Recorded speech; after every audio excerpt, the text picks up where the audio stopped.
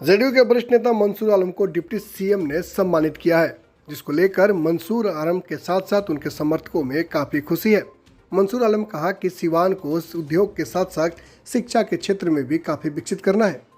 साथ ही उन्होंने भी कहा कि सिवान जिले के जो बच्चे और बच्चियां इंटरमीडिएट के एग्जाम में टॉप किए हैं उनको सम्मानित किया जाएगा। आइए सुनते हैं मंसूर आलम ने क्या कहा। मोरिया लोक में गए, मोरिया होटल में, जहाँ के बिहार के उप चीफ मिनिस्टर हमको सम्मानित किए। सम्मानित करते वक्त उन्होंने एक वर्ड दिया कि साहब हम सिवान आना चाहते हैं और सिवान में आपके घर पर खाने का प्रोग्राम रहेगा। ये उनका डिमांड है कि भाई सिवान हम आएंगे और आपके यहाँ खाने का प्रोग्राम रहेगा। उन्होंने अपने मुंह से कहा, हमने कहा कि सर स्वागत है कि सिवान की धरती पर आप कदम रखें, जो टाइम फिक्स होगा उसमें हम आपको हर तरह के स्वागत करेंगे। उन्होंने हमसे, हमारा ममहर कटिहार में है, कटिहार के रहने वाले हैं, उन्होंने ये कहा कि जब सिवान में आपके आएंगे तो आपको कटिहार में हमारे घर आना है। हमने सर वादा हुआ। तो ये जितना भी काम है हम कारोबार में, बिजनेस में, इंडस्ट्रीज़ में एक नंबर सिवान में है, बिहार में है। इंडस्ट्रीज़ के नाते ख्वाजा एग्रो प्राइवेट लिमिटेड जो हमारी कंपनी है उसी के नाम से गया था, पूरा बायोडाटा पढ़े और देखे कि आपने कहाँ से कहाँ तक बढ़े हैं। ऐसे लोगों को हम सम्मानित करके बहुत खुश हैं।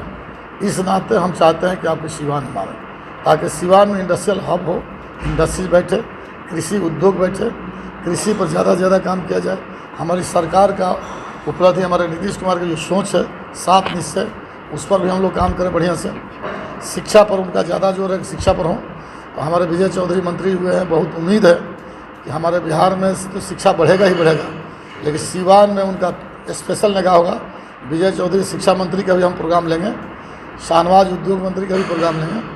और अभी कल हम दिन भर थे जमा खान साहब के साथ, कई अल्पसंख्यक कल्याण मंत्री के साथ, कई जगह हमने जाकर हम लोग स्कूल में गए, संस्था में गए और बहुत अच्छा प्रोग्राम रहा।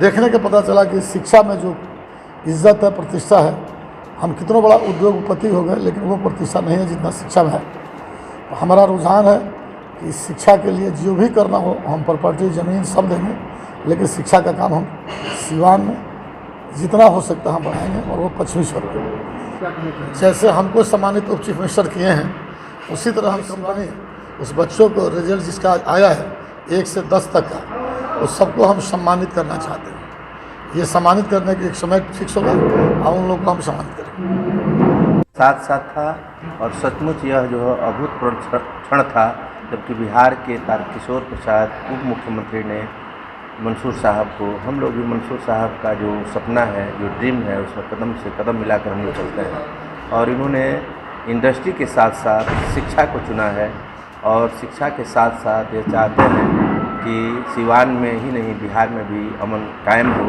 और जो नीतीश कुमार का जो मार्ग है, जो विकास का मार्ग है, उस पर चलने के लिए इन्होंने प्रतिबद्धता दोहराई है और उन्होंने मिल करके तारकिशोर प्रसाद से भी उन्होंने अपनी बात को कहा। ये तो बहुत ही सराहनीय कदम है इनका। और शुरू से सिवान को इंडस्ट्रीज का हब बनाने के लिए कहे, इस पर अमल भी किया गया। बहुत दिन से हम लोग के साथ लगे हुए हैं। लेकिन शिक्षा जगत में जब मंसूर साहब कल गए, जमा साहब मंत्री जी से, अल्पसंख्यक कल्याण मंत्री जी, तो हम लोग को भी लगा कि भाई शिक्षा को यहाँ बढ़ावा देना ज़रूरी है। तो मंसूर साहब ने जो टॉप 10 जो टॉपर लड़के यहाँ से उत्तीर्ण हुए हैं इंटरमीडिएट में, उनको सम्मानित करने का जो फैसला लिया है बहुत अच्छा कदम है।